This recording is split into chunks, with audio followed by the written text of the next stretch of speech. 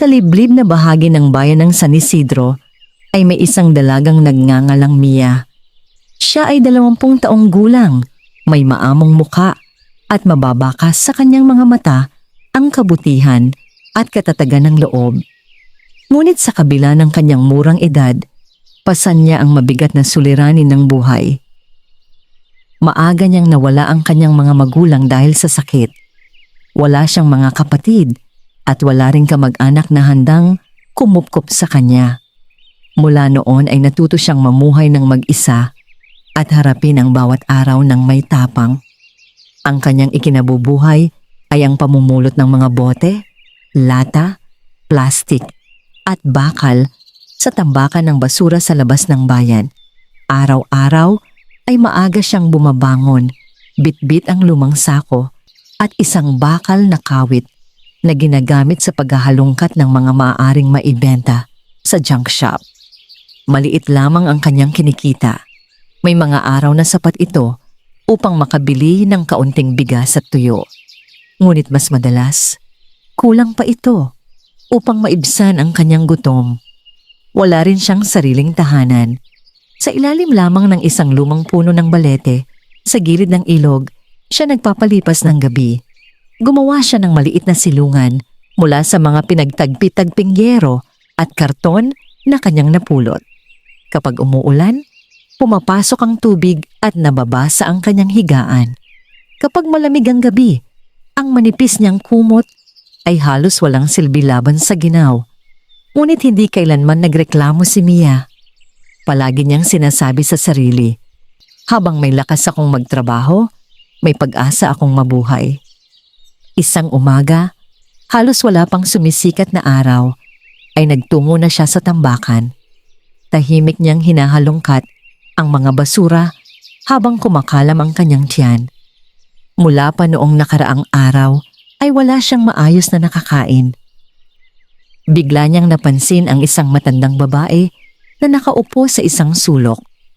Payat ito, gusot ang buhok at tila nanghihina sa gutom. Lumapit agad si Mia.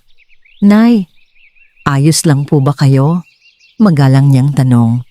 Mabagal na umiling ang matanda. "2 araw na akong walang kinakain, anak."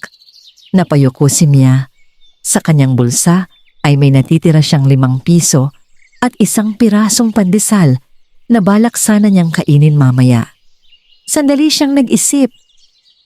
Pagkatapos ay iniabot niya ang pandesal. "Kainin niyo na po ito." Nagulat ang matanda. "Ikaw? Hindi ka ba magugutom?" Ngumiti si Mia kahit siya man ay halos mawalan na rin ng lakas. "Mas matitiis ko po ang gutom kaysa makita kayong naghihirap." Napaluha ang matanda. Tahimik nitong tinanggap ang pagkain habang hindi maalis ang tingin kay Mia. "Kakaiba kang bata," sabi nito. "Hindi po. Naniniwala lang ako na kung may maitutulong ako sa iba, dapat ko itong gawin." Tumingin ang matanda sa kalangitan.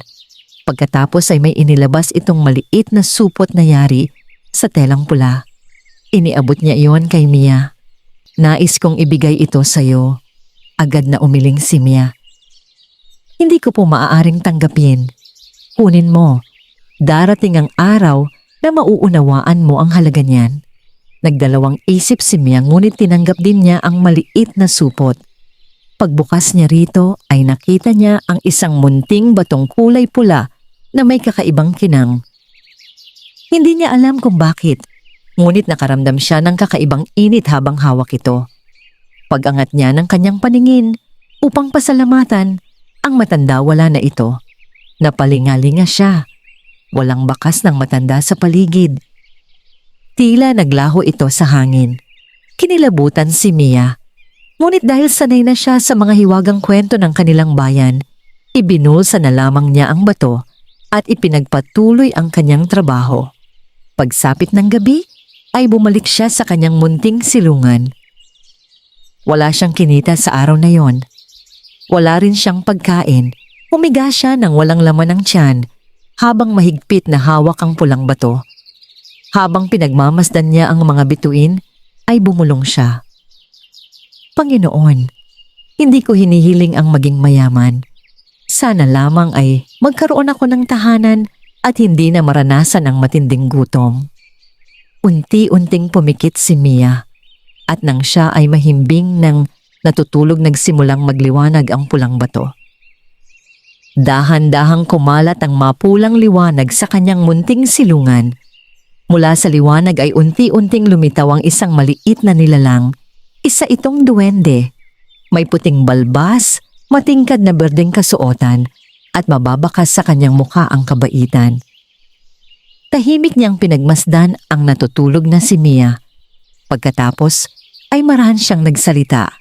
Marami na akong taong sinubukan, ngunit ikaw lamang ang nagbigay, kahit ikaw mismo ay wala. Lumapit siya kay Mia at marahang itinaas ang kanyang kamay. Mula ngayong gabi, magbabago ang iyong kapalaran. Sa unang pagkakataon, sa maraming taon may pag-asang sumikat sa buhay ng isang dalagang basurera na minsang natulog ng gutom at walang tahanan. Madilim pa ang paligid ng unti-unting magising si Mia. Naramdaman niya ang kakaibang init na tila bumabalot sa kanyang katawan. Nang imulat niya ang kanyang mga mata, agad siyang napaupo sa kanyang hinihigaan. Sa kanyang harapan ay may isang maliit na nilalang na hindi lalampas sa isang talampakan ang taas. Maputi ang balbas nito, mahahaba ang tainga, at nakasuot ng berdeng kasuotang may burdang gintong dahon. Sa kanyang ulo ay may munting sombrerong kulay pula na kumikislap sa liwanag ng madaling araw. Napaatras si Mia sa pagkagulat. Sino? Sino ka? Nanginginig niyang tanong. Ngumiti ang maliit na nilalang. Huwag kang matakot, Mia. Ako si Doro, isang duwendeng tagapagbantay ng kagubatan. Lalo siyang nagtaka. Duwende? Tumango si Doro. Ang matandang babaeng tinulungan mo kahapon ay ako rin. Nanlaki ang mga mata ni Mia. Hindi maari. Sinubukan kita. Sagot ng duwende. Maraming tao ang nakita kong mayaman ngunit maramot. Marami rin akong nakilalang mahirap ngunit puno ng galit. Ngunit ikaw, kahit halos wala nang makain, nagawa mo pa ring magbigay. Tahimik si Mia. Hindi niya alam kung ano ang sasabihin. Ngunit wala naman akong nagawang espesyal. Mahina niyang tugon. Nagkakamali ka, sabi ni Doro. Ang kabutihan ay isang napakalaking kayamanan. At iyon ang dahilan kung bakit pinili kitang tulungan. Napayuko si Mia. Mabuti ka sa akin, ngunit hindi ko kailangan ng kayamanan. Gusto ko lamang ng maayos na buhay. Mas lalong ngumiti si Doro. At iyon ang ibibigay ko. Inabot niya ang pulang bato. Muli itong nagliwanag. Mula ngayon, ang batong ito ay magiging gabay mo. Ngunit tandaan mo, Mia, ang kapangyarihan nito ay hindi para sa kasakiman. Tahimik na nakinig si Mia. Kapag ginamit mo ang biyayang matatanggap mo upang tumulong sa kapwa, lalo kang pagpapalain. Tumango siya. Pangako. Ipinikit ni Doro ang kanyang mga mata. Muling lumiwanag ang pulang bato. Biglang umugong ang hangin sa paligid. Napapikit si Mia dahil sa matinding liwanag. At nang muli niyang imulat ang kanyang mga matamay, nakita siyang isang maliit na kahon sa kanyang tabi. Lumang-luma ito at yari sa kahoy. Nagtaka siya. Ano ito? Subukan mong buksan, sabi ni Doro. Dahan-dahang binuksan ni Mia ang kahon. Napahawak siya sa kanyang bibig. Sa loob nito ay may mga gintong barya. Hindi lamang isa o dalawa kundi 12 dosenang kumikislap na gintong barya. Agad niyang isinara ang kahon. Hindi ko ito matatanggap. Nagulat si Doro. Bakit? Napakalaki nito. Hindi ako sanay magkaroon ng ganitong kayamanan. Tumango ang duwende.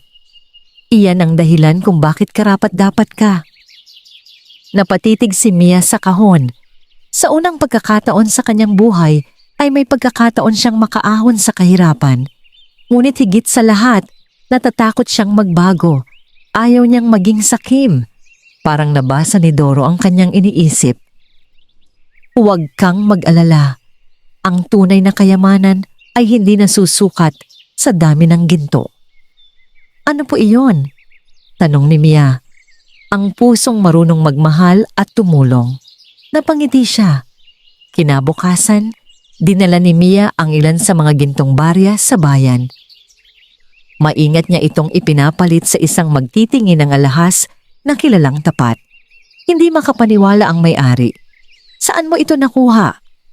Pamana lamang po ng aking mga magulang, maingat niyang sagot. Hindi na ito nagtanong pa. Sa unang pagkakataon, nakabili si Mia ng sapat na pagkain, ngunit sa halip na ubusin ang pera, para sa sarili bumili siya ng bigas at tinapay para sa mga matatandang palaboy sa kanilang lugar. Isa-sisang namahagi si Mia. Napaluwa ang mga tumanggap. Pagpalain ka sana ng Diyos. Ngumiti lamang siya. Mula sa malayo, nakatingin si Doro at lalong tumibay ang kanyang paniniwala na tama ang kanyang piniling tulungan. Lumipas ang mga linggo. Unti-unting gumanda ang buhay ni Mia. Nakabili siya ng maliit na lupa. Nagpatayo ng maayos na bahay. Nagkaroon ng simpleng kabuhayan. Ngunit habang dumarami ang kanyang biyaya, may mga taong nagsimulang mainggit. At isa sa kanila ay si Don Emilio, ang pinakamayamang tao sa bayan. Hindi niya matanggap kung paano yumaman nang napakabilis ang dating basurerang si Mia. Isang gabi, habang nakatanaw siya sa bahay ni Mia, malamig siyang ngumiti. May lihim kang itinatago at sisiguraduhin kong malalaman ko iyon. Hindi alam ni Mia na ang kanyang bagong buhay ay haharap sa mas mabibigat na pagsubok. At ang lihim ng mabuting duwende ay malalagay sa panganib. Mabilis na kumalat sa buong bayan ng San Isidro ang balita tungkol kay Mia. Ang dating dalagang basurera na walang makain at walang tirahan ay mayroon ng maayos na bahay, maliit na tindahan at sapat na kabuhayan upang mamuhay ng payapa. Ngunit sa kabila ng kanyang pag-unlad, nanatili siyang mapagkumbaba. Araw-araw ay may mga matatandang kanyang binibigyan ng pagkain. Tinutulungan niya ang mga batang hindi makapasok sa paaralan at nagbibigay ng tulong sa mga pamilyang higit na nangangailangan. Dahil dito, lalong minahal si Mia ng mga tao. Subalit hindi lahat ay natutuwa sa kanyang tagumpay. Sa malaking mansyon sa gitna ng bayan ay nakatira si Don Emilio, ang pinakamayamang tao sa San Isidro.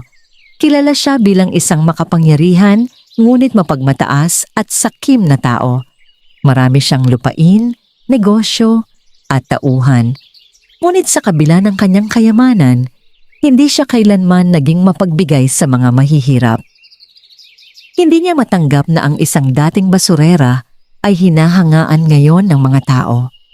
Isang gabi, nakatayo siya sa kanyang balkonahe habang pinagmamasdan ang bahay ni Mia mula sa malayo. Imposibleng yumaman siya nang ganoon lamang, malamig niyang sabi. Lumapit ang kanyang katiwalang si Bruno. Ano po ang inyong ipinag-uutos, Don Emilio? Imbestigahan mo si Mia. Napayuko si Bruno. Alamin mo kung saan nanggagaling ang kanyang kayamanan. Masusunod po. Sa mga sumunod na araw ay lihim na binantayan ni Bruno si Mia. Ngunit walang kakaiba siyang nakita. Nakikita lamang niyang bumabangon ng maaga si Mia upang asikasuhin ang kanyang tindahan. Pagkatapos ay tumutulong siya sa mga nangangailangan. Walang lihim na taguan ng ginto, walang mayamang kamag-anak, wala ring anumang palatandaan ng pandaraya. Isang gabi, bumalik si Bruno kay Don Emilio. Wala po akong natuklasan. Naggit-ngit si Don Emilio. Hindi ako naniniwala. Tumayo siya. Ako mismo ang maghahanap ng katotohanan. Samantala, sa bahay ni Mia ay tahimik siyang nakaupo sa ilalim ng puno ng mangga. Kasama niya ang mabuting duwendeng si Doro. Tanging si Mia lamang ang nakakakita rito. Masaya ka ba ngayon? Tanong ni Doro. Ngumiti si Mia. Opo. Ngunit higit akong masaya dahil nakakatulong na ako sa iba. Tumango si Doro. Iyan ang tunay na layunin ng biyayang ibinigay sa iyo. Sandaling natahimik ang duwende. Pagkatapos ay naging seryoso ang kanyang mukha. Ngunit kailangan mong mag-ingat. Napakunot noo si Mia.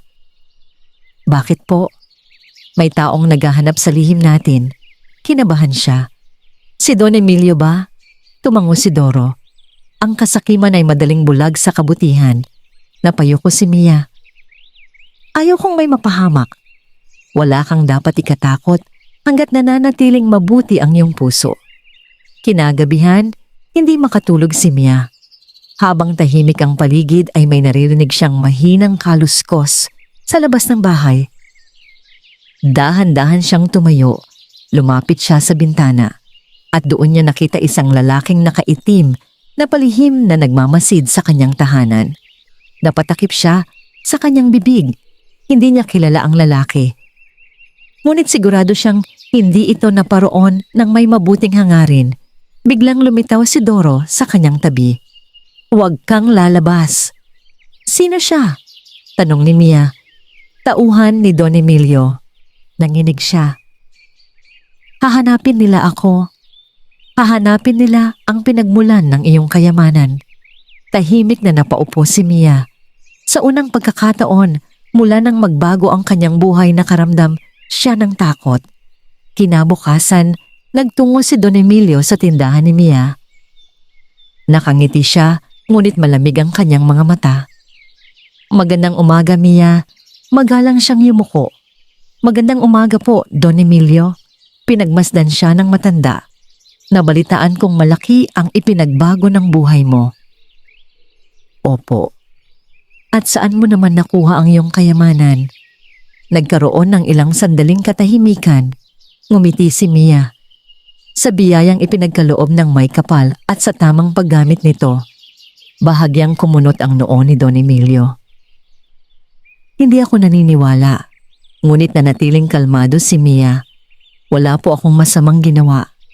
Tinitigan siya ni Don Emilio ng matagal. Pagkatapos ay tumalikod ito. Ngunit bago siya tuluyang umalis ay nagsalita siya. Alam kong may lihim ka. At darating ang araw na malalaman ko yon. Nang makaalis si Don Emilio ay agad lumitaw si Doro. May pag-aalala sa kanyang mukha. Hindi siya titigil. Ano po ang dapat kong gawin? Tanong ni Mia. Tumingin ang duwende sa pulang batong nasa kanyang leeg.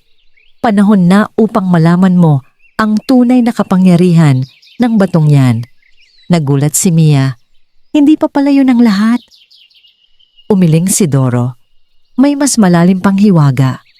At may lihim na matagal ko nang itinatago sa'yo. Nagtaka si Mia. Habang unti-unting nagliliwanag ang pulang bato sa kanyang leeg handa nang mabunyag ang isang hiwagang tuluyang magbabago sa kanyang kapalaran. Magkahalong pagtataka at kaba ang naramdaman ni Mia habang pinagmamasdan ang pulang batong nakasabit sa kanyang leeg. Sa unang pagkakataon, mula nang ito ay mapa sa kamay niya. Nakita niyang malinaw ang kakaibang liwanag na nagmumula rito. Tahimik ang gabi. Tanging ang malamig na hangin at ang mahinang paggaspas ng mga dahon ang maririnig sa paligid. Sa kanyang harapan ay nakatayo si Doro, ang mabuting duwende, na tila may mabigat na bagay na nais ipagtapat. Mia, malumanay nitong sabi, ang batong iyan ay hindi isang ordinaryong hiyas. Tahimik na nakinig ang dalaga. Mahigit 500 taon ko nang binabantayan ang batong ito. Tinatawag itong bato ng kabutihan. Taglay nito ang pambihirang biyaya, ngunit tanging ang taong may malinis na puso lamang ang maaring makinabang sa kapangyarihan nito. Napatingin si Mia sa batong hawak niya. Kaya po ba ninyo ako pinili? Tumango si Doro. Oo, marami nang nagtangkang angkinin ang kapangyarihan nito. May mga hari, mayayamang mga ngalakal, at maging mga pinuno ng bayan. Ngunit lahat sila ay nabigo dahil nanaig ang kanilang kasakiman. Napayuko si Mia. Ako po ay isang simpleng tao lamang at iyan mismo ang dahilan kung bakit ikaw ang karapat-dapat. Napuno ng emosyon ang mga mata ni Mia. Hindi niya kailanman pinangarap ang kayamanan. Ang tanging nais lamang niya noon ay magkaroon ng sapat na pagkain at isang tahanan. Ngunit ngayon ay tila ipinagkakatiwala sa kanya ang isang napakahalagang lihim. Ipinatong ni Doro ang kanyang maliit na kamay sa pulang bato. Biglang kumalat ang mapulang liwanag sa buong paligid. Unti-unting nagbago ang tanawin. Nakita ni Mia ang isang malawak na hardin na puno ng mga punong namumunga ng gintong bunga. Sa gitna nito ay may ilog na kumikislap na tila yari sa kristal. Napanganga siya sa kanyang nasaksihan. Saan po tayo naroroon? Sa lihim na daigdig ng bato ng kabutihan, paliwanag ni Doro. Habang naglalakad sila, ay nakita ni Mia ang mga taong nakangiti at nagtutulungan. Walang naghihirap, walang nagugutom, walang naaapi. Ang biyayang ibinibigay ng bato ay hindi lamang para sa isang tao, sabi ni Doro. Ito ay dapat gamitin upang pag-aani ng buhay ng marami. Tumango si Mia. Pangako po, hindi ko ito gagamitin para sa pansariling kapakanan lamang. Masayang ngumiti si Doro. Ngunit sa kabilang dako ng bayan, hindi mapakali si Don Emilio. Lumalalim ang kanyang pagdududa. Ayaw niyang sabihin ang lihim niya. Galit niyang sabi. Lumapit si Bruno. Don Emilio, baka wala naman po talagang lihim. Mariin niyang hinampas ang mesa. Hindi. Walang dating basurera ang yayaman ng ganoon lamang. Napaisip siya ng ilang sandali. Pagkatapos ay ngumiti ng malamig. Kung ayaw niyang magsalita, pipilitin natin siyang magsalita. Kinabahan si Bruno. Ano po ang balak ninyo? Tumayo si Don Emilio. Subaybayan siya araw at gabi. Alamin kung sino ang tumutulong sa kanya. Samantala, sa bahay ni Mia ay hindi niya alam ang binabalak ni Don Emilio. Abala siya sa pagtulong sa mga tao. Nagpagawa siya ng maliit na silid-aralan para sa mga batang hindi makapasok sa paaralan. Nagbigay siya ng puhunan sa ilang mahihirap na pamilya upang makapagsimula ng hanapbuhay. Nagpatayo rin siya ng isang maliit na kusina kung saan libre niyang pinapakain ang mga nagugutom. Dahil dito ay lalo siyang minahal ng mga tao. Mabuti talaga ang puso ni Mia, sabi ng isang matanda. Hindi siya nagbago kahit yumaman, ngunit habang lumalaki ang kanyang kabutihan lalong lumalaki ang inggit ni Don Emilio. Isang gabi, habang nagpapahinga si Mia, biglang naging malakas ang pagliwanag ng pulang bato. Napatingin siya rito. May kakaiba siyang naramdaman. Parang may panganib na papalapit. Maya-maya ay lumitaw si Doro. May bakas ng pag-aalala sa kanyang mukha. Mia, bakit po? Agad niyang tanong. Nararamdaman ko ang masamang hangarin. Sino po? Si Don Emilio. Nanlamig ang kanyang katawan. Ano ang gagawin niya? Napatingin si Doro sa malayo. Hindi lamang niya gustong malaman ng lihim. Balak niyang angkinin ang kapangyarihan ng pulang bato. Nagulat si Mia. Ngunit hindi naman niya iyon magagamit. Tama. Ngunit ang kasakiman ay kayang itulak ang isang tao sa paggawa ng anumang kasamaan. Tahimik na napahawak si Mia sa kanyang kwintas. Ngayon lamang niya tunay na naunawaan ang bigat ng responsibilidad na kanyang dala. Kinagabihan ding iyon sa lihim na silid ng kanyang mansyon may inilabas si Don Emilio na isang lumang aklat na minana pa niya sa kanyang mga ninuno. Binuksan niya ito at sa gitna ng mga lumang pahina ay may isang guhit, isang pulang bato. At katabi nito ay ang nakasulat na mga salitang, ang bato ng kabutihan ay nagbibigay ng walang hanggang kasaganaan. Ngunit ito ay binabantayan ng isang duwende na hindi maaaring linlangin. Napangiti si Don Emilio. Kung hindi kayang linlangin, mahigpit niyang isinara ang aklat. Marahil ay kaya itong wasakin. Hindi alam ni Mia na ang pinakamalaking panganib sa kanyang buhay ay nagsisimula pa lamang. Hindi nakatulog si Mia ng gabing iyon.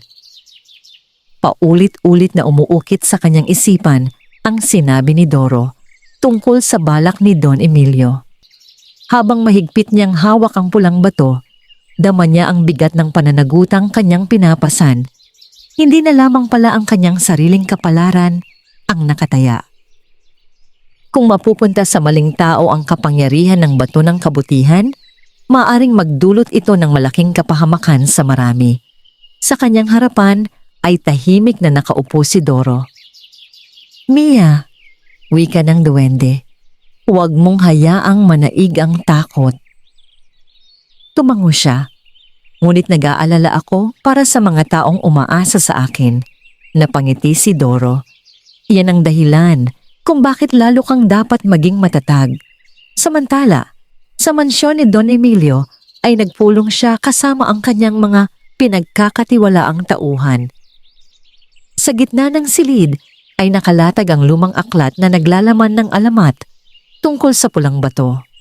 "Sigurado akong nasa kamay ni Mia ang hiyas na yon," sabi niya.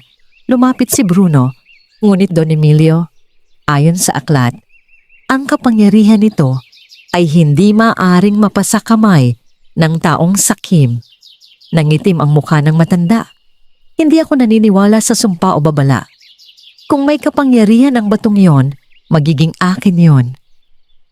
Tahimik ang lahat.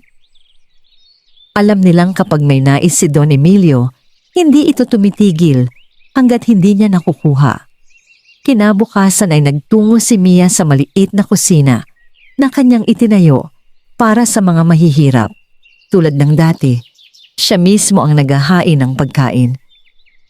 Lumapit sa kanya ang isang batang lalaki. "Ate Mia, maraming salamat po." Ngumiti siya habang hinahaplos ang ulo ng bata. "Huwag kang magpasalamat. Mag-aral kang mabuti at balang araw ay tumulong ka rin sa iba." Masayang tumango ang bata. Mula sa di kalayuan ay lihim silang pinagmamasdan ng mga tauhan ni Don Emilio. Isa sa kanila ang nagmamadaling bumalik sa mansyon upang mag-ulat. "Don Emilio," sabi nito, "wala po kaming nakikitang anumang lihim." Ngunit sa halip na mabigo, ay lalo pang naging determinado ang matanda. "Kung gayon, kikilos ako mismo." Nang sumapit ang gabi ay tahimik na natutulog si Mia. Biglang nagsimulang magliwanag ang pulang bato. Agad siyang nagising. Kasabay nito ay lumitaw si Doro. "Mia, may paparating." Napabangon siya. Maya-maya ay may narinig silang mga yabag sa labas ng bahay. Sumilip siya sa bintana. Nanlaki ang kanyang mga mata. May ilang lalaking nakaitim na palihim na lumalapit sa kanyang tahanan. Sila ang mga tauhan ni Don Emilio? Sabi ni Doro. Kinabahan si Mia. Ano ang gagawin nila? Hahanapin nila ang bato. Unti-unting binuksan ng mga lalaki ang pinto ng bahay. Ngunit bago pa sila makapasok biglang kumislap ang pulang bato. Isang matingkad na liwanag ang kumalat sa buong paligid. Napaatras ang mga lalaki. Nanghina ang kanilang mga tuhod. Parang may hindi nakikitang pader na pumipigil sa kanila. Natakot sila. Ano ito? Sigaw ng isa. Hindi sila makalapit sa bahay ni Mia. Patuloy na lumalakas ang liwanag hanggang sa mapilitan silang tumakbo palayo. Sa loob ng bahay ay napatingin si Mia kay Doro. Ang bato po ba ang gumawa noon? Tumango ang duwende. Pinoprotektahan ka nito. Napahinga ng maluwag si Mia, ngunit naging seryoso si Doro. Hindi ito ang huling pagtatangka. Kinabukasan ay galit na galit si Don Emilio nang mabalitaan ang nangyari. Mga walang silbi. Sigaw niya sa kanyang mga tauhan. May kakaibang kapangyarihan sa bahay ni Mia. Nanginginig na sagot ng isa. Napaisip si Don Emilio. Pagkatapos ay dahan-dahan siyang ngumiti. Kung hindi kaya ng lakas, lumapit siya sa isang lumang kabinet. Mula rito ay inilabas niya ang isang maliit na itim na kahon. Sa loob ay may isang maitim na bato na tila may kakaibang enerhiya. Panahon na upang humingi ako ng tulong sa isang taong higit na makapangyarihan. Nagulat si Bruno. Hindi po ninyo balak? Tumango si Don Emilio. Pupuntahan ko ang mangkukulam sa bundok. Nanginig si Bruno. Kilalang kilala ng mga tao ang mangkukulam na yon. Isang nilalang na gumagamit ng maitim na kapangyarihan kapalit ng mabigat na kabayaran. Ngunit dahil sa kanyang kasakiman handa si Don Emilio na gawin ang lahat. Samantala, habang payapang nakatingin si Mia sa mga bituin, hindi niya alam na unti-unting lumalapit ang mas mabigat na pagsubok.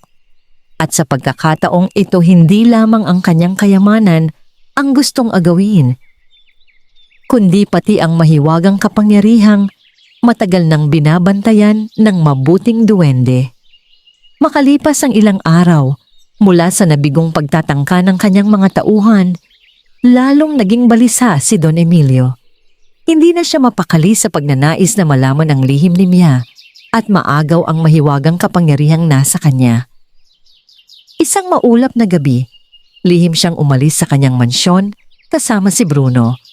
Tinahak nila ang masukal na daan patungo sa pinakatuktok ng bundok Matanglawin, isang lugar na matagal nang iniiwasan ng mga tao.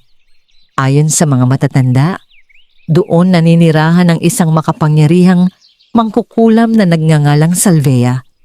Kilala siya bilang isang babaeng nagtataglay ng pambihirang kapangyarihan, ngunit may mabigat na kapalit ang bawat pabor na kanyang ibinibigay.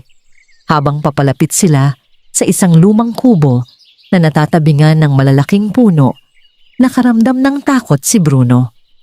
Don Emilio, mahina niyang sabi, baka maaari pa nating pag-isipan ito, ngunit hindi siya pinakinggan ng matanda. Ako ay yumaman dahil hindi ako natatakot sa anumang panganib. Dahan-dahan niyang itinulak ang pintuan ng kubo. Sa loob ay nakaupo ang isang matandang babae na balot ng itim na kasuotan. Mahaba ang kanyang buhok at matalim ang kanyang mga mata na tila nakakakita hanggang sa kaibuturan ng puso ng isang tao. Hindi siya tumingin agad sa mga dumating. Alam ko na kung bakit ka narito, Don Emilio. Malamig niyang sabi. Napahinto ang matanda. Nais mong makuha ang kapangyarihan ng bato ng kabutihan. Nanlaki ang kanyang mga mata. Kaya mo pala itong malaman. Bahagyang ngumiti si Salvea. Ngunit hindi mo ito madaling maaangkin. Lumapit si Don Emilio. Sabihin mo lamang kung ano ang dapat kong gawin. Tahimik na pinagmasdan siya ng mangkukulam. Handa ka bang magsakripisyo? Walang anumang halaga ang hindi ko kayang bayaran. Napabuntong hininga si Salvea. Ang kapangyarihang hinahangad mo ay para lamang sa taong may malinis na puso. Mariing sumagot si Don Emilio. Hindi ako naniniwala roon. Tumayo ang mangkukulam at inilabas ang isang maliit na itim na sisidlan. Kung gayon, gamitin mo ito. Tinanggap iyon ni Don Emilio. Ano ito? Isang anino ng kasakiman. Napakunot noo siya. Ihagis mo ito sa tahanan ni Mia. Kapag nanghina ang kanyang kalooban, mawawala ang proteksyon ng bato ng kabutihan. Napangiti si Don Emilio. At kapag nangyari iyon, maaari mong subukang kunin ang bato, sagot ni Salvea. Ngunit bago siya tuluyang umalis ay muling nagsalita ang mangkukulam. Mag-ingat ka. Ang kasakiman ay may kabayaran. Hindi pinansin ni Don Emilio ang babala. Samantala, payapa ang buhay ni Mia. Patuloy siyang tumutulong sa mga nangangailangan. Ang maliit niyang tindahan ay lumaki at naging maayos na negosyo. Maraming pamilya ang kanyang natulungan upang magkaroon ng sariling hanap buhay. Ngunit sa kabila ng kanyang tagumpay, hindi siya nakalimot sa kanyang pinagmulan. Madalas pa rin siyang bumisita sa dating tambakan ng basura kung saan siya minsang namuhay. Doon niya naaalala ang mga araw ng kanyang paghihirap at lalo siyang nagpapasalamat sa mga biyayang kanyang tinanggap. Habang naglalakad si Mia isang hapon ay biglang lumitaw si Doro. Hindi tulad ng dati, mabigat ang kanyang mukha. Mia, May paparating na panganib. Napahinto siya. Ano po iyon? May masamang kapangyarihang papalapit sa iyong tahanan. Napahawak siya sa pulang bato. Nararamdaman ko rin po. Tumango si Doro. Hindi ordinaryong tao ang kalaban natin ngayon. Kinabahan si Mia. Sino po ang nasa likod nito? Si Don Emilio. At may tumutulong sa kanya. Kinagabihan, habang natutulog ang buong bayan, tahimik na lumapit si Don Emilio sa bahay ni Mia. Bitbit niya ang itim na sisidlang ibinigay ni Salvea. Binuksan niya ito. Agad na lumabas ang maitim na usok. Unti-unti itong kumalat sa paligid ng bahay. Ngunit bago pa man ito tuluyang makapasok, biglang nagliwanag ang pulang bato sa loob ng silid ni Mia. Nagising siya. Kasabay nito ay lumitaw si Doro. Mia! Agad siyang tumayo. Nakita niyang nababalot ng maitim na usok ang paligid ng kanyang bahay. Ano po iyon? Kasamaan na ipinadala upang sirain ang kabutihan sa iyong puso. Kinabahan siya. Ano ang dapat kong gawin? Tumingin si Doro sa kanya. Alalahanin mo ang dahilan kung bakit mo ginamit ang biyayang mayroon ka. Ipinihit ni Mia ang kanyang paningin sa mga larawan ng mga batang kanyang natulungan, sa mga matatandang kanyang pinapakain, at sa mga pamilyang muling nabigyan ng pag-asa. Unti-unting napuno ng liwanag ang kanyang puso, at kasabay nito lumakas ang liwanag ng pulang bato. Biglang naglaho ang maitim na usok. Sa labas ng bahay ay napaatras si Don Emilio. Hindi siya makapaniwala. Paano nangyari ito? Ngunit habang siya ay nagtataka, unti-unting lumitaw sa kanyang harapan ang isang nilalang na hindi pa niya nakikita kailanman. Maliit ang katawan, maputi ang balbas, at nagliliwanag ang mga mata. Si Doro. Sa unang pagkakataon, magkakaharap na ang mabuting duwende at ang lalaking handang gawin ang lahat dahil sa kasakiman. Napatigil si Don Emilio nang makita ang maliit na nilalang na unti-unting lumulutang sa kanyang harapan. Ang mga mata ni Doro ay nagniningning, ngunit hindi ito nagpakita ng galit. Sa halip, mababakas sa kanyang mukha ang lungkot para sa taong pinili ang landas ng kasakiman. Ikaw ang duwendeng nagbabantay sa bato ng kabutihan, malamig na sabi ni Don Emilio. Tahimik na tumango si Doro. At ikaw ang taong piniling ipagpalit ang kapayapaan para sa walang katapusang paghahangad ng kapangyarihan, na pangisi si Don Emilio. Hindi ako naniniwala sa mga aral na yan. Sa mundong ito, ang mayaman at makapangyarihan lamang ang tunay na nagtatagumpay, umiling si Doro. Hindi kayamanan ang sukatan ng tagumpay. Ang tunay na kayamanan ay ang pusong marunong magmahal at tumulong. Ngunit hindi na nakinig si Don Emilio. Mahigpit niyang hinawakan ang itim na sisidlang ibinigay ni Salvea. Kung hindi mo ibibigay sa akin ang kapangyarihan ng pulang bato, pipilitin kitang gawin iyon. Biglang lumakas ang malamig na hangin. Naramdaman ni Mia ang kakaibang tensyon sa labas ng kanyang tahanan, kaya dali-dali siyang lumabas. Nakita niya si Don Emilio at si Doro na magkaharap. Don Emilio, itigil na po ninyo ito, pakiusap ni Mia. Ngunit galit na lumingon sa kanya ang matanda. Ikaw ang dahilan kung bakit nawawala ang paghanga ng mga tao sa akin. Napailing si Mia. Hindi ko kailanman hinangad ang inyong katanyagan. Gusto ko lamang tumulong. Ngunit nabingi na si Don Emilio sa anumang paliwanag. Muling binuksan ni Don Emilio ang itim na sisidlan. Mula rito ay lumabas ang makapal na usok na unti-unting naging isang malaking anino. Nangitim ang paligid. Nagsimulang manginig ang lupa. Kinabahan si Mia. Ano po iyan? Tanong niya kay Doro. Kapangyarihang bunga ng kasakiman, sagot ng duwende. Unti-unting lumapit ang maitim na nilalang kay Mia, ngunit agad nagliwanag ang pulang bato sa kanyang leeg. Isang malinis at maliwanag na liwanag ang kumalat sa paligid. Nagbanggaan ang liwanag at dilim. Parang nagkaroon ng tahimik na labanan sa gitna ng gabi. Pinikit ni Mia ang kanyang mga mata. Hindi siya nag-isip ng paghihiganti. Sa halip ay inalala niya ang lahat ng taong kanyang tinulungan. Ang mga batang minsang nagutom, ang mga matatandang walang pamilya, ang mga pamilyang muling nagkaroon ng pag-asa. Habang lumalalim ang kanyang pagmamahal, sa kapwa lalong lumakas ang liwanag ng pulang bato. Unti-unting nanghina ang maitim na anino. Hanggang sa ito ay tuluyang naglaho. Napatulala si Don Emilio. Hindi siya makapaniwala sa kanyang nasaksihan. Bakit? Mahina niyang tanong. Bakit hindi ko makuha ang kapangyarihang iyon? Lumapit si Doro. Dahil hindi ito ibinibigay sa taong inuuna ang sarili. Napayuko si Don Emilio. Sa unang pagkakataon ay tila nakaramdam siya ng kahinaan. Ngunit hindi pa rin siya handang tanggapin ang kanyang pagkatalo. Bigla siyang tumakbo palayo. Kinabukasan ay nagtungo siya muli sa bundok Matanglawin. Galit na galit siyang humarap kay Salvea. Nabigo ang iyong kapangyarihan. Tahimik lamang ang mangkukulam. Hindi nabigo ang aking kapangyarihan. Ang puso mo ang nabigo. Nagalit si Don Emilio. Bigyan mo pa ako ng mas malakas na kapangyarihan.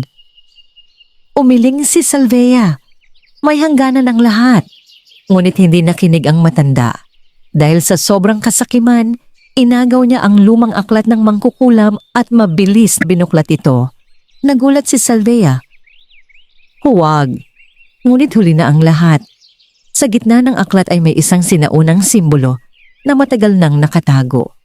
Nang mahawakan niyo ni Don Emilio biglang, kumalat ang maitim na enerhiya sa buong silid. Nanginginig siyang napaatras. Maging si Salvea ay nanlaki ang mga mata. Maling kapangyarihan ang iyong ginising. Sa bayan naman ng San Isidro ay biglang nagdilim ang kalangitan. Lumakas ang hangin. At ang pulang bato ni Mia ay nagsimulang magliwanag nang higit pa kaysa dati. Napatingin siya kay Doro. Bakit po ganito? Mabigat ang mukha ng duwende. May sinaunang kasamaan na nagising. Nanlamig si Mia. Mas mapanganib pa po ba yon kay Don Emilio? Tahimik na tumango si Doro. At tayong dalawa lamang ang maaaring pumigil dito. Naramdaman ni Mia ang kaba, ngunit sa kanyang puso ay nanaig ang tapang. Dahil alam niyang ang biyayang ipinagkaloob sa kanya ay hindi lamang para sa kanyang sarili kundi upang protektahan ang mga taong kanyang minamahal. At nagsisimula pa lamang ang pinakamahalagang laban sa kanyang buhay. Nagmistulang nagluluksa ang buong bayan ng San Isidro nang mabalot ito ng makakapal na ulap. Ang dating maliwanag na kalangitan ay napalitan ng madilim na anino at ang malamig na hangin ay tila may dalang babala ng isang malaking panganib. Nakatayo si Mia sa harap ng kanyang bahay habang mahigpit na hawak ang pulang bato. Ramdam niya ang mabilis na tibok ng kanyang puso. Sa kanyang tabi ay si Doro na ngayon ay mabigat ang mukha. Mahigit 500 taon na ang nakalipas. Panimula ng duwende, may isang makapangyarihang nilalang na nagtangkang sakupin ang mga puso ng tao gamit ang kasakiman at inggit. Tahimik na nakinig si Mia. Tinawag siya ng aming mga ninuno na si Morvac, ang hari ng kadiliman. Nanlamig ang kanyang katawan. Ano po ang nangyari sa kanya? Pinagsama-sama ng mga duwende ang kanilang kapangyarihan upang siya ay ikulong sa isang sinaunang sumpa. Napatingin si Mia sa nagdidilim na kalangitan. At ngayon, si Don Emilio ang hindi sinasadyang gumising sa kanya. Sa bundok Matanglawin ay nakaluhod si Don Emilio habang nanginginig ang kanyang katawan.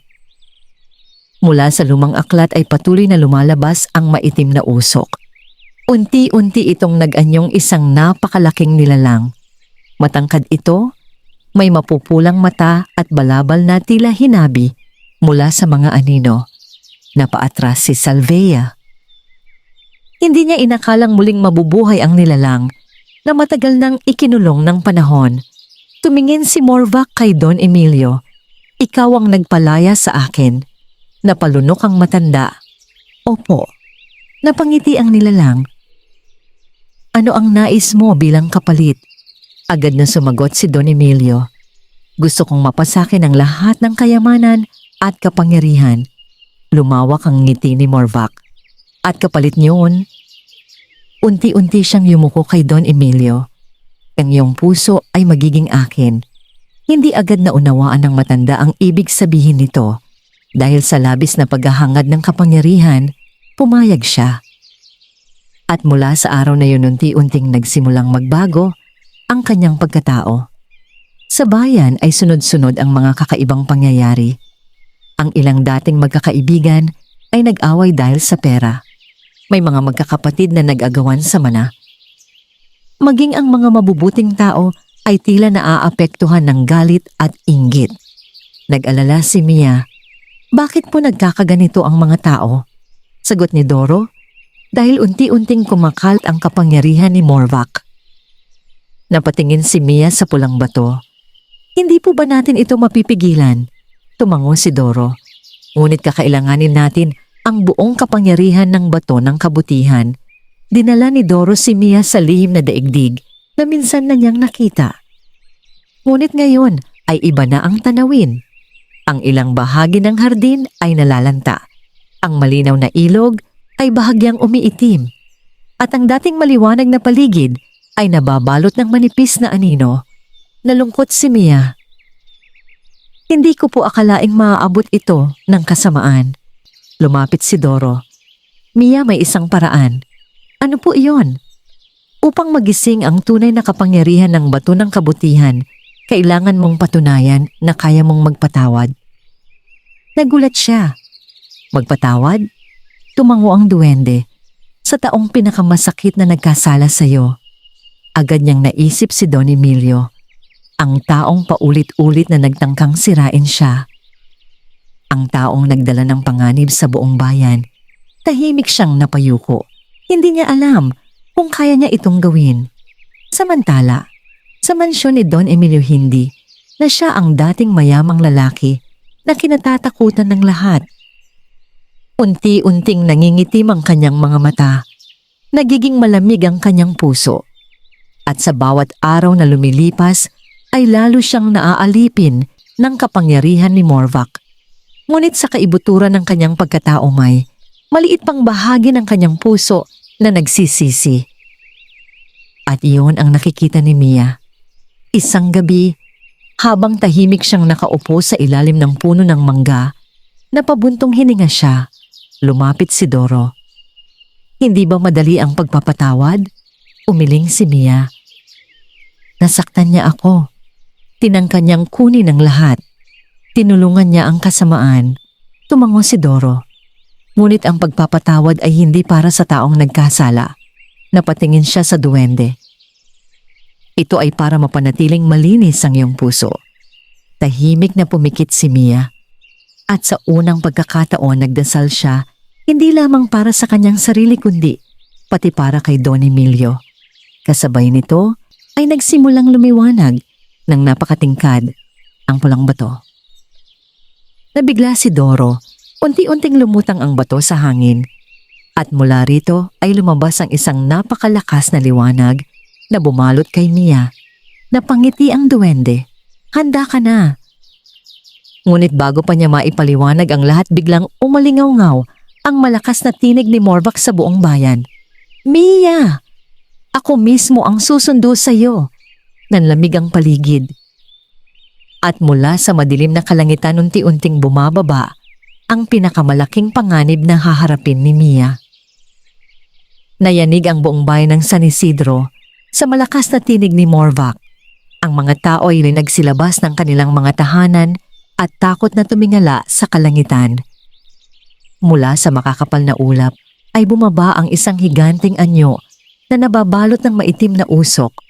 Nagliliyab ang kanyang mga mata at ang kanyang presensya ay sapat upang maramdaman ng lahat ang matinding takot.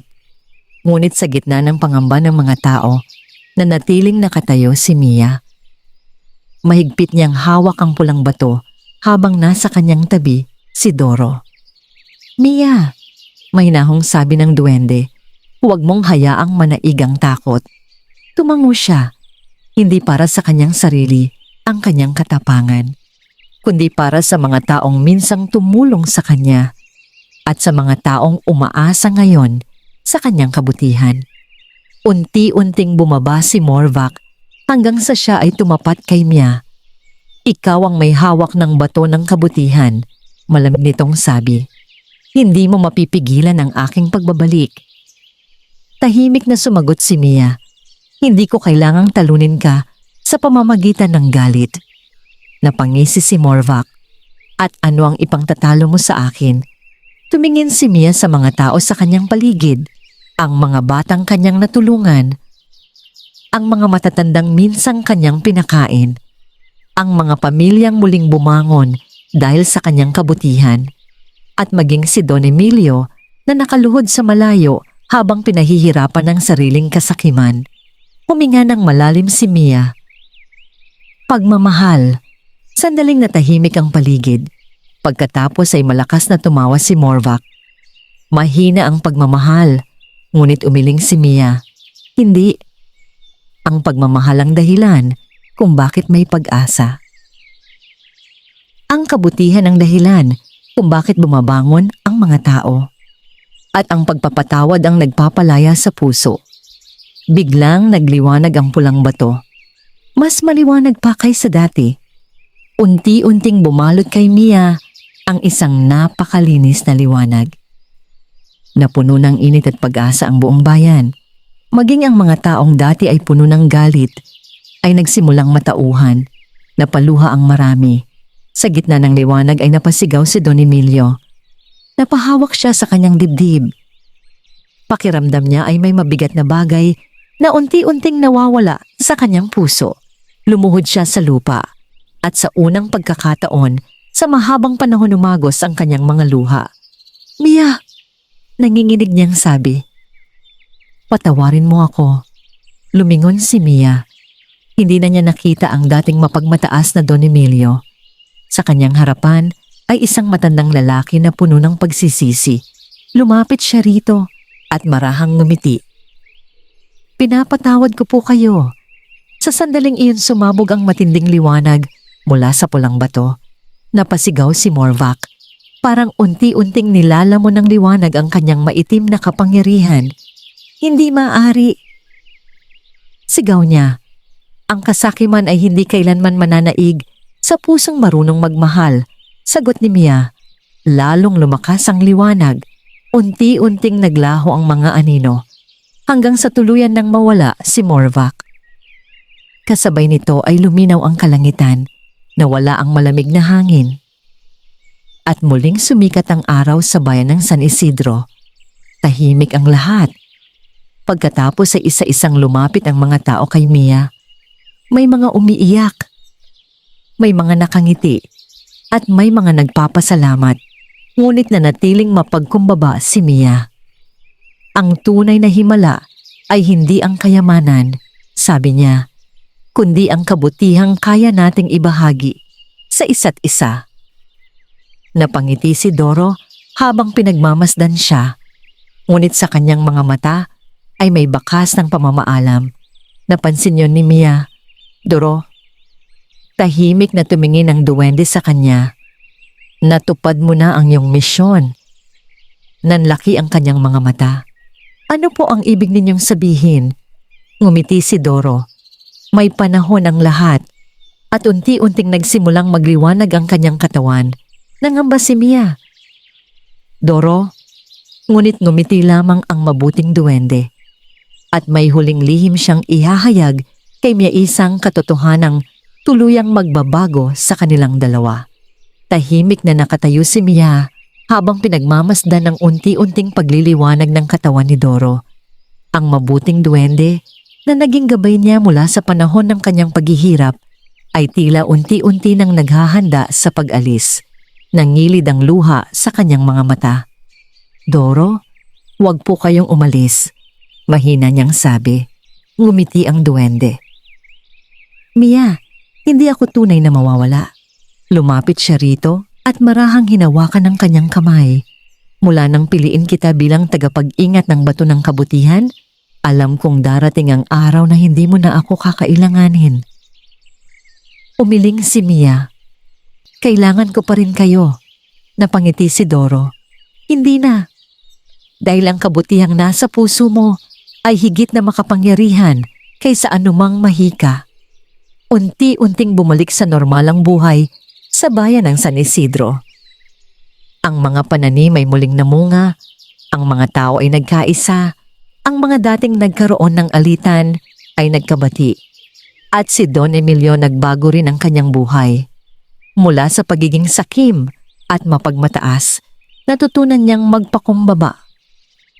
Ipinagbili niya ang ilan sa kanyang mga ari-arian at ginamit ang salapi upang magpatayo ng paaralan, klinika at mga bahay para sa mahirap. Isang araw ay nagtungo siya kay Mia. Bitbit niya ang isang maliit na kahon. Matagal kong hinintay ang pagkakataong ito, sabi niya. Tahimik na nakinig si Mia. Labis akong nagsisisi sa lahat ng aking nagawa. Iniabot niya ang kahon. Ngunit marahang umiling si Mia. Hindi ko po kailangan ng anumang kapalit. Napaluha si Don Emilio. Maraming salamat. Mula noon ay itinuring niya si Mia bilang sariling anak. Samantala, patuloy ang pagtulong ni Mia sa mga tao. Ngunit hindi niya ginamit ang kanyang kayamanan upang mamuhay ng marangya. Sa halip, nagtayo siya ng libreng paaralan para sa mga batang mahihirap, bahay ampunan para sa mga ulila, sentro ng hanapbuhay para sa mga nawalan ng trabaho, kusinang bayan na araw-araw naghahain ng pagkain sa mga nangangailangan. Dahil dito, lalong minahal si Mia ng buong bayan, ngunit sa kabila ng lahat ng kanyang tagumpay na natili, siyang mapagkumbaba. Hindi niya kinalimutan ang mga araw na siya ay isang gutom na basurera na walang tahanan. Madalas siyang bumalik sa dating tambakan ng basura, hindi upang mamulot kundi upang tulungan ang mga taong naroon. Sinasabi niya sa kanila, huwag mawalan ng pag-asa. Ang kahirapan ay hindi hadlang upang maging mabuting tao. Lumipas ang mga taon, lalong umunlad ang San Isidro at si Mia ay naging huwaran ng kabutihan hindi lamang sa kanilang bayan kundi maging sa mga karatig lugar. Ngunit may isang bagay na hindi niya nalilimutan. Tuwing gabi, inilalabas niya ang pulang bato at tahimik na pinagmamasdan ito. Isang gabi habang nakatingin siya sa mga bituin biglang kumislap ng banayad ang bato. At narinig niya ang pamilyar na tinig. Mia, napangiti siya. Doro, hindi ba sinabi ko sa'yo? Hindi ako mawawala. Pumatak ang luha sa kanyang mga mata. Ngunit hindi yun luha ng kalungkutan, kundi luha ng pasasalamat. At mula noon ipinagpatuloy ni Mia ang kanyang buhay ng may pagmamahal at kababaang loob. Dahil natutunan niya ang pinakamahalagang aral. Ang tunay na kayamanan ay hindi nasusukat sa dami ng salapi o ginto. Ito ay matatagpuan sa pusong marunong magmahal, magpatawad, at tumulong sa kapwa. At ang dating gutom at walang tirahang dalagang basurera ay naging ilaw ng pag-asa para sa maraming tao. Wakas.